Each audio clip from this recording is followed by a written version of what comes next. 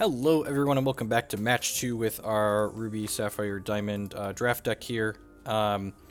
Sorry for the first batch, I completely forgot to add my deck list to my offline overlay, so we've got that now. This opening hand here is really good, right? We've got Stalagamage on 1, into Cerulean Sage on 2, into Mobilize the Cerulean Sage on 3 for this Cloudbounder, and we won the coin flip. And we have all 3 of our thresholds thanks to the Wall of Conquest that we picked up in Pack 2, so let's go, go, go.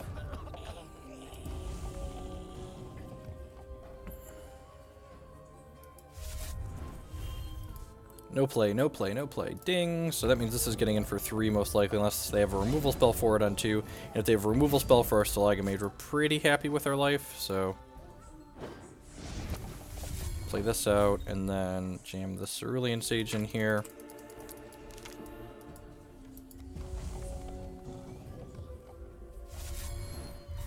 And then we get the choice again, like, do we want to play this for Diamond, or do we want to use it to get our second Sapphire here? Our second Ruby here is what I mean. Ruthless Intimidator. Probably want to use it to get our second Ruby at this point, since we have 2 double Ruby cards in our hand. Because again, Diamond's not super important. At some point we'll get it down the line. We have 2 more Diamond sources in our deck. Cloudbounder. It's like 2 damage no matter how I cut it here, but like getting the Cerulean Sage going, dealing damage is more important than just pinging them with the Stalagamage, I think, because this is a consistent source of damage. Once it's able to start attacking, it'll just be like +2 power and flight every single turn. So Stalagamage only got 1 hit in here.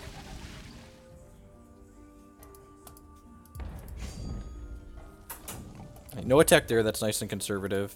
They could have like offered to trade this for this, but that seems kind of medium at best. I'm gonna go ahead and play this True Heart Skirmisher out here to start mobilizing off the Stalagamage. Alright, major resource we have to discard at the end of turn, so let's go ahead and do that now. And then I'm gonna go ahead and attack with these 2. Perhaps I should have played the Ruthless Intimidator out and given one of these 2 Dorks a Valor. Yeah, I could see that being reasonable. I'm gonna play this out and generate a Valor here, but I'm not gonna play it out on anything just yet. So my opponent's playing a Ruby Sapphire deck. Their Theros champion for 6 charges gives all their troops 1/1 till end of turn. It's possible we could have also held that just to, like, make something not be able to block on a turn when we want to push some damage through, since it looks like Theros gains extra charges when they have Underworld troops, when they play an Underworld troop, so most of their troops are likely Underworld. This gets us a 3/1 in play, though, to apply pressure with, which is nice. Wow, double attacks. I mean, yeah, no, just no blocks here. Would like to hit you for a bunch on this crackback. See what their follow-up is here. Hopefully whatever it is, it dies to feed the flames. Would be ideal for us. Skyspire Scholar, sure. A Yotachi Brute, that's going to be nice and free. Sweet. So I'm going to go ahead and Valor my Cloudbounder, because that puts it out of reach of my opponent's Feed the Flames. And then I'm going to go ahead and ship with all these troops here. We could die to a lot of Dreadling generation next turn, but I feel like the chance of that happening is pretty low. I can also just like feed the flames and kill the Surgesmith Engineer, so that doesn't seem completely unreasonable. Plus play this Brute out. If they're going down to 5, this is going to put them down to 3. So I'm just going to go ahead and feed the flames, the Surgesmith. Not only does it take their threat off the table, but then now they don't generate a charge next turn. I'm going to play this Brute for free, and then I'm just going to go ahead and pass. Again, holding this extra shard just in case we draw an Ashwood Transmuter down the line. So we're at a pretty healthy 21 here, and we're solidly dead on board.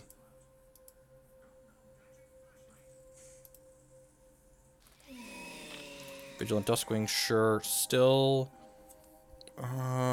dead on board, right? You can block this. This is going to hit them to 3. This hits them to 1, and then they can go block, block, and then they die, or block, block, and then they die. Yeah. Go ahead and submit.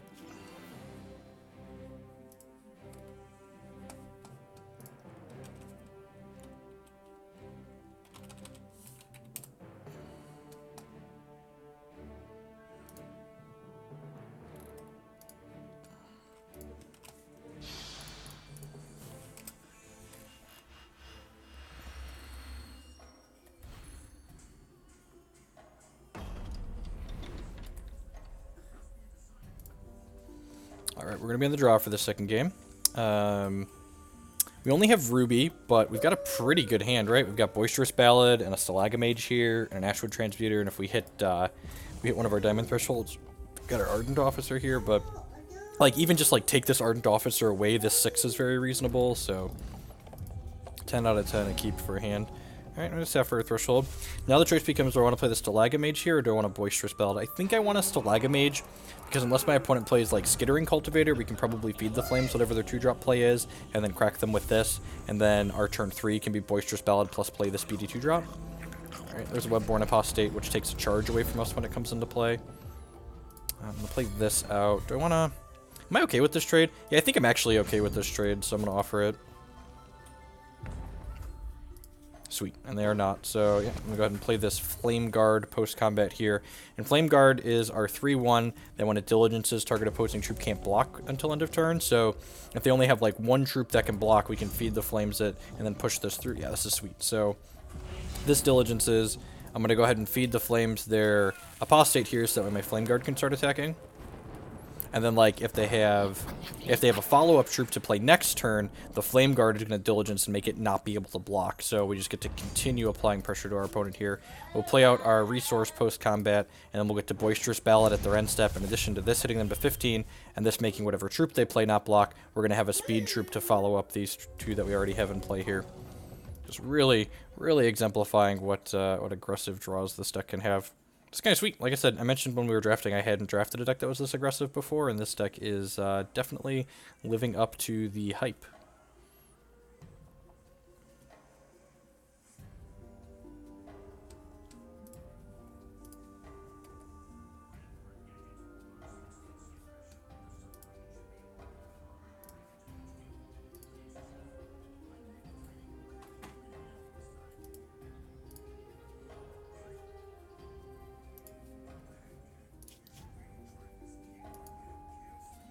An opponent is commenting that they're missing their 3rd shard drop again here, so they are just dead. All right, quick pressure. Didn't even have to have more follow-up, but you know, strong 1 into strong 2 into removal, just like we said we wanted to do. So, all right, hang out for the next and final match in this draft video, where we are currently 2-0. See if we can round it out and win the draft.